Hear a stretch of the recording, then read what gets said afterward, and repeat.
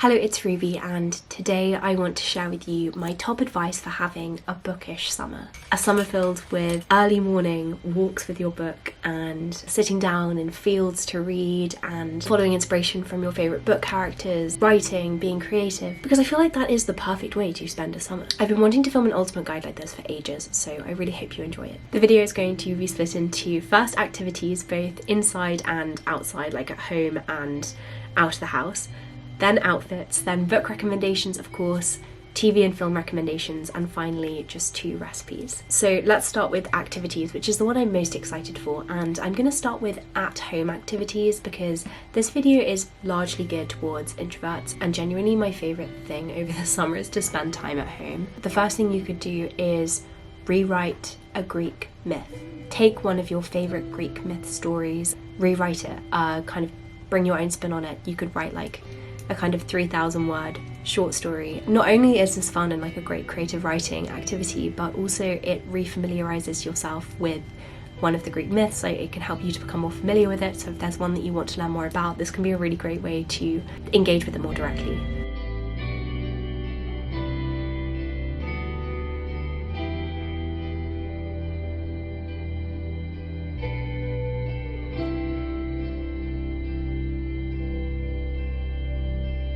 Second, of course, is to wake up early, go outside and read. Just sit outside with your book as the sun is rising, or maybe a little bit after the sun has risen, because the sun is rising so early at the moment, but there is nothing like that first morning light and sitting there with your book.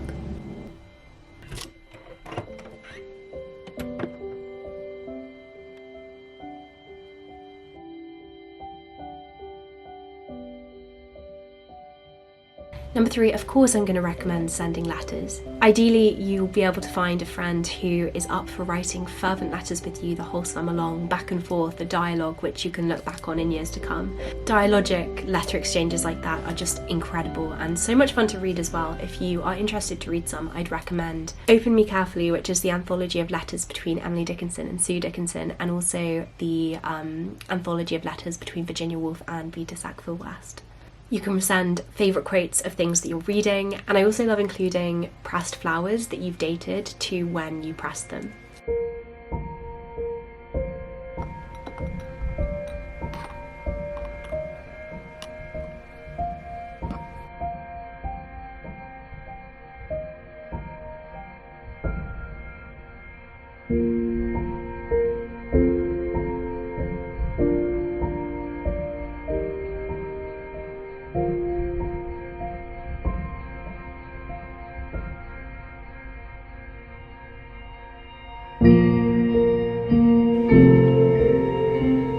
Another thing you could do is try painting book edges. I really want to try doing this summer. I don't have any clips yet because I haven't had a go, but I'm really excited to try that. One great thing to do this summer would be to create your family tree and track your family tree.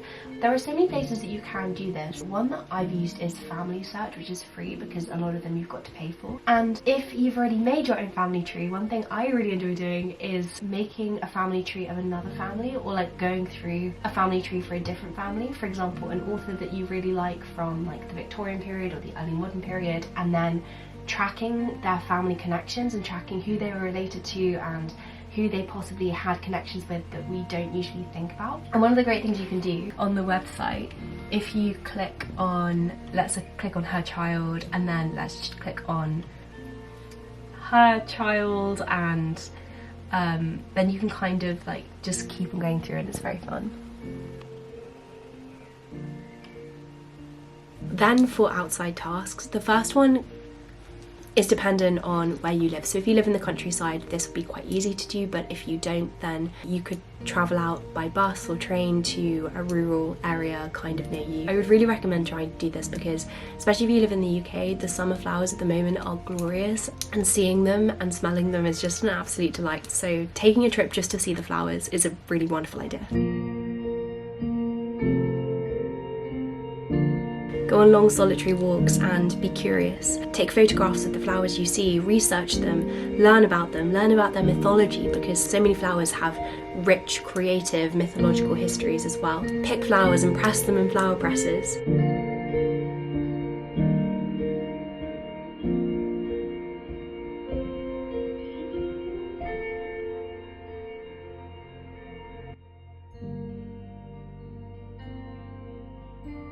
You can use the app Seek as well to identify flowers.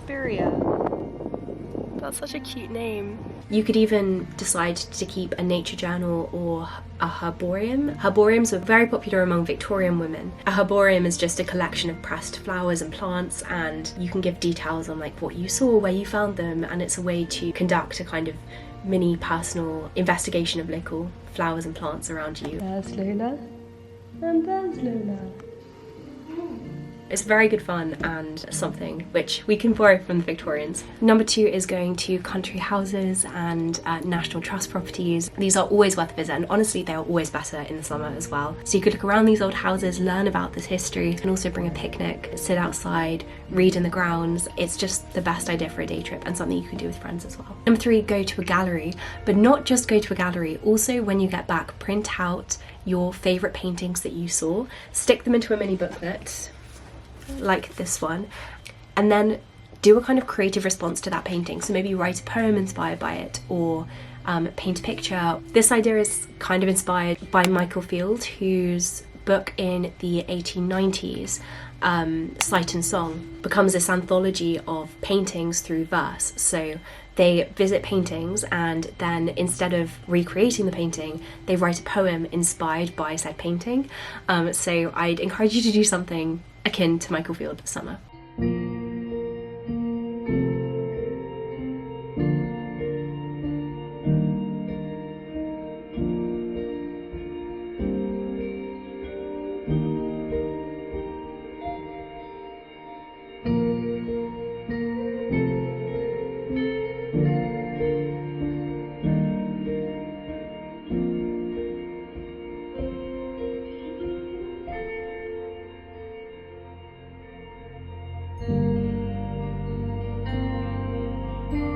Number 4, see if you can visit local archives near you. All counties will have local record offices, and you can go and see these records. You can go and see like the incredible things that they have in their collections. Like, have a look online, see what's held there, and even just contact them and ask, oh, is there anything interesting I could come and see? Because there is nothing like sitting there and like going through old documents and like handling these old papers and seeing the handwriting, which once glistened but now does not. It's a magical experience, and if you can find a way to do it this summer, I'd encourage you to. It's much more accessible than I think people realise. And then finally, learn a poem or passage by heart, and then go to a location which is associated with that passage or book and recite it there. There is something very spiritual about this. I did it when I visited the Emily Dickinson house. I also did it at the Bronte parsonage. The literature often has these spatial connections, and you can connect in a very like spiritual way to the space when you read that literature there. So I'd recommend that. Misled night wanderers laughing at their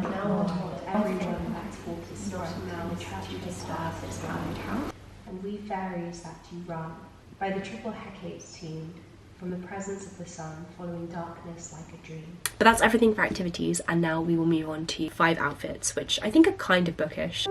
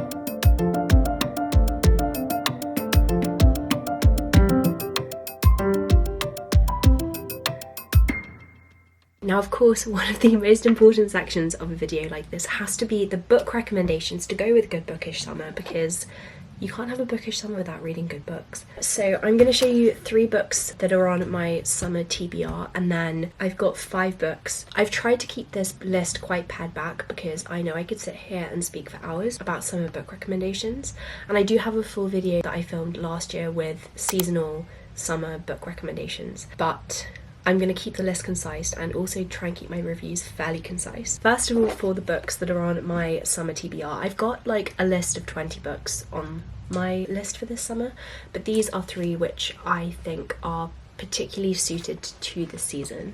Let's start with the one which is most inevitably linked, which is A Midsummer Night's Dream by Shakespeare. I haven't read this for years. I've read this a couple of times, but it's been a very long time since I read it. I was actually Titania in a production of this when I was at school, but it never really was my favourite Shakespeare play. But I want to return to it because I think perhaps I didn't like it because I just hadn't read that much Shakespeare at the time that I read it. So I'm really excited to read this, and it's a beautiful edition, illustrated by Arthur Rackham, whose illustrations you will no doubt recognise. He's one of the most prolific and popular Victorian children's book illustrators. I'm excited for the whimsy of this, definitely whimsical. Whimsy is something I'm intentionally trying to incorporate into this summer, because summer is a whimsical time and the open space of summer is particularly suited to that kind of nebulous thinking. And yeah, I am excited to read this. Then the second one is the one I'm reading at the moment, which is the love letters between Virginia Woolf and Vita Sackville West. I got this for my birthday from my friends Lucy and Cammy. It's brilliant so far. I'm only like 70 pages in, as you can see, but it's a series of letters between, I don't actually know the years, 1922 to 1941, and I love how it becomes a dialogue. Like, I love reading one-off letters, but inherently letters are dialogical and they represent dialogues between 2 people, so reading them in combination and reading the letters from both people is important. Both of their letters are lyrical, beautifully written. Same with Sylvia Plath actually, and Catherine Mansfield, but I often prefer reading the journals and poetry of novelists because I like how raw and unedited it is, and there are some just absolutely gorgeous lines here, and I think they're even more beautiful for the fact that they were only supposed to be for the other person. And then finally on my list is Mary Oliver's Devotions. I won't read this front to back, I will dip into this, but I do love Mary Oliver and I think she's particularly well suited to summer.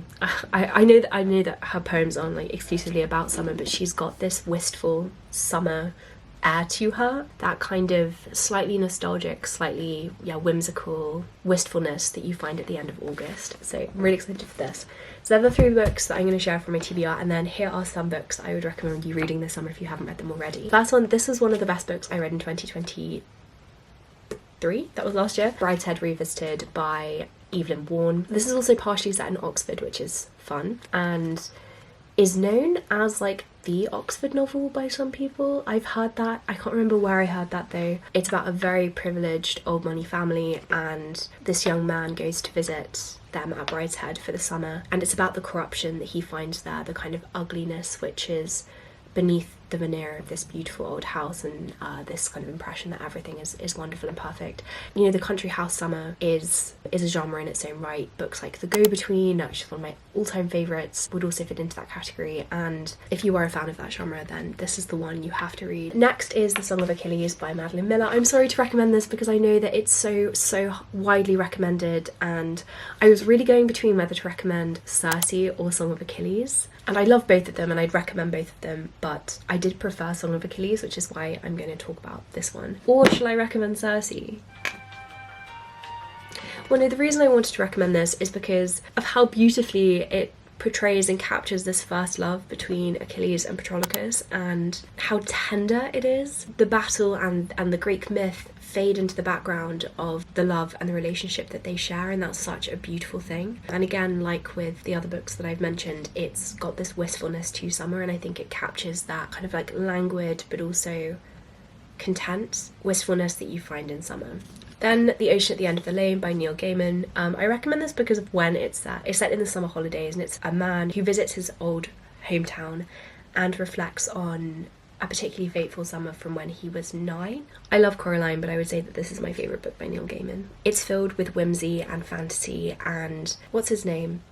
I can't even remember his name. In this book, this boy meets a slightly older girl called Letty who shows her the ocean which is in her garden. She calls it, so, you know, the ocean at the end of the lane, and it's a story of magic and creation of magic through this lens of childhood, and it's absolutely beautiful. The illustrations in this edition, specifically the independent bookshop edition, are fantastic. These are by Elise Hurst, who is incredibly talented. And then finally, I'm going to recommend The Memoirs of a Fox Hunting Man by Siegfried Sassoon. This was very popular at the time that it was written and was on quite a few school syllabuses in the 1950s and 60s. Sassoon, of course, went on to be one of the greatest war poets. He was friends with Wilfred Owen. It's really striking reading these memoirs, which are pre-war memoirs, alongside and in light of his war poetry. This was written in the 1920s, you know, with Sassoon looking back on his life before the war, but as a result it's kind of quite melancholic as well, because you know what's going to happen to these young men. It's 1912 or 1910, you know, just a few years before the First World War,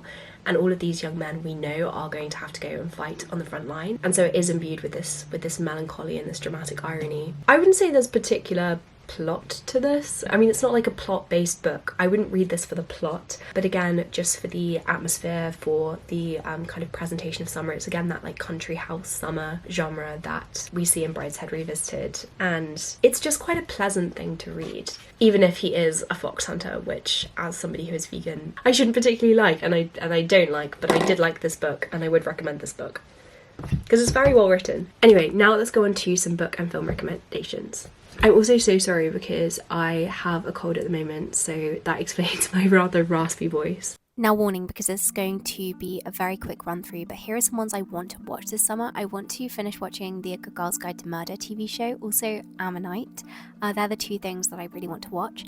Then for like childhood favourites, how can you do bookish film recommendations and not recommend Matilda? But I'm also going to say to rewatch Wonder, because also based on a book and also so heartwarming and wonderful. The Much Ado About Nothing adaptation with Emma Thompson is one that I also love to watch in the summer, particularly because of the story behind them creating it, which I'd encourage you to look into. And then finally, Atonement and Sense and Sensibility are two of my summer favourites.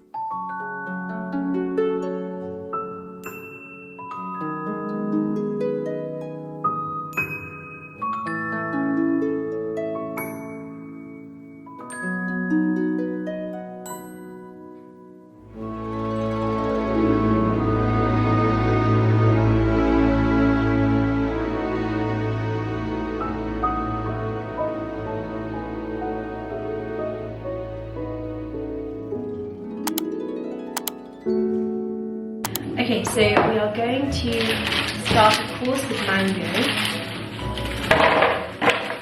Maybe like that much. We're going to add not too much banana because we don't want to overpower the mango, of course. And it has to be frozen because that's what will make it like a milkshake. You could go for coconut milk, but that would make it more like a tropical smoothie. So I'm actually going to go for almond, no sugar, because it doesn't really taste of anything. That much. And then we are just going to blend this up.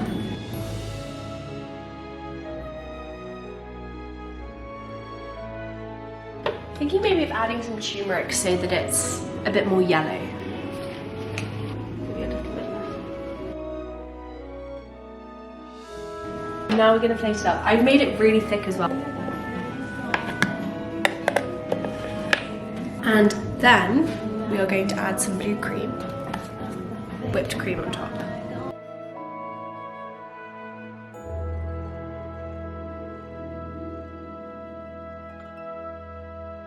Look.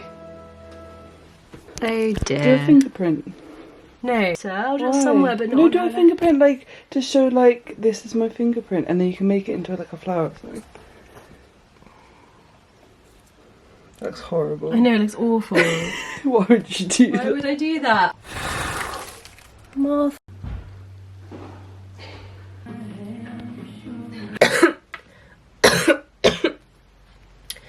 I shrunk. Let me think. Was I the same when I got up this morning? I almost think I remember feeling a little different, but then, if I'm not the same, the next question is, who in the world am I? Transition.